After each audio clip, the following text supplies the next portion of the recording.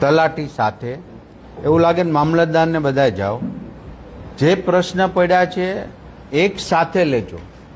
સરપંચ કે ન કામ કરે સૂચના આપજો, કોઈ પણ કામો ગોતી અને સસ્પેન્ડ થતા હોય ત્યાં સુધીની એક્શન લેવાના છે.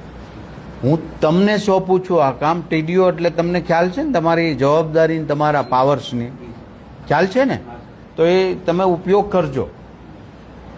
એક પણ કામ ખોલવડ ગ્રામ પંચાયતના પાણી વગેરે મીટર આપવાના છે, બધું તમે જોઈ લો.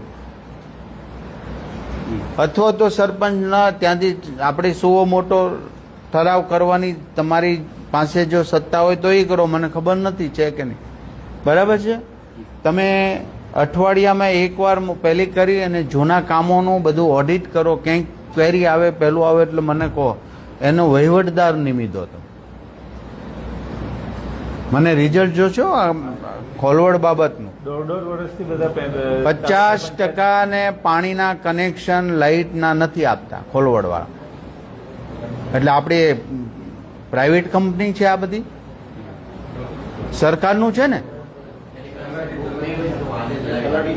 તમે જોઈ લો, સુવો મોટો ઠરાવ કરો, ગમે કરો.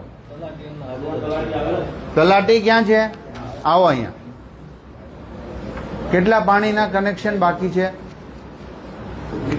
હા હા, તો તમે શું કરો છો? હા ભાઈ, આનો નિયમ જોઈ લો. બોડી ન કરતી હોય તો બીજા કામો શોધો અને એનું મારી પાસે તમે ખૂબ સ્ટ્રોંગલી રીતે ત્યાં કામ કરવું પડશે. મને પરિણામ જો છે, લોકો મારી પાસે આવવા ન જોઈએ, પહેલા તમારા પ્રશ્ન સોલ્યુશન થવા જોઈએ. તમારા ગ્રામ પંચાયતમાં 1.5 વર્ષથી બધા કામો પાસ થઈને આવ્યા છે, તે પણ. અને બીજું, તમે જો ગ્રાન્ટ જમા કરી હોય અને કામો કેટલા નથી થયા, તમે એને તલાટીને બોલાવીને આજે મિટિંગ કરી લો. કાલથી બધા યુદ્ધના ધોરણે કામના વર્ક ઓર્ડર આપવાના, બાકી હોય પેવર બ્લોક નાખવાને, બધું તમે પૂરું કરો.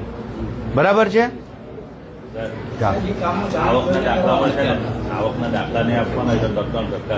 ભાઈ તમે કેમ ધક્કા? એક મિનિટ તમે બેસો ને બધા. એટલે ભાઈ, આવકના દાખલામાં એક પણ વ્યક્તિ હવે પાછો નહીં જવો જોઈએ. તમારી પાસે આવકનો દાખલો કઢાવવા આવે કે એની સ્થિતિ ગરીબ માણસ હોય તો જ આવે ને ત્યાં. તો એને 3 ધક્કા થાય એટલે શું? આપણે જો અમારા તાલુકા પંચાયતના નવા સદસ્ય કઈ પછી એનું ઘર કામ ચાલુ થઈ ગયું છે, પણ અધૂરું છૂટી ગયું છે.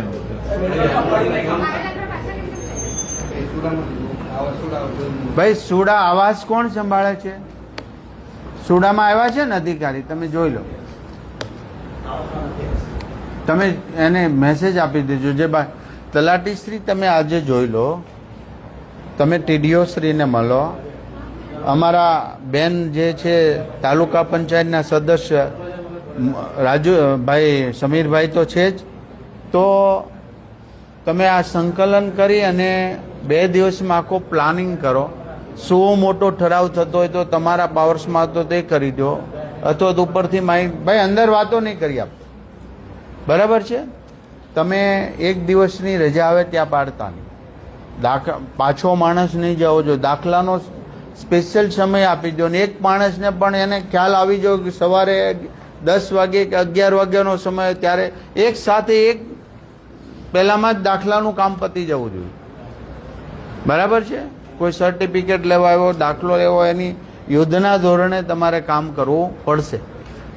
આ પંચાયતની મને એક પણ કમ્પ્લેન નહીં આવી જોઈએ. ટીડીઓ, એ તમારી જવાબદારી મહારાજ. જેટલા કામો બાકી છે, પેવર બ્લોક કે તાલુકા પંચાયતની કે એક્ટિવિટીની જે ગ્રાન્ટ આવી હોય એના કામો પૂર્ણ ખાનું મને આવતી મિટિંગમાં 100% કામગીરી શરૂ થઈ હોય એ રીતનું પ્લાનિંગ કરજો. ચાલો આગળ.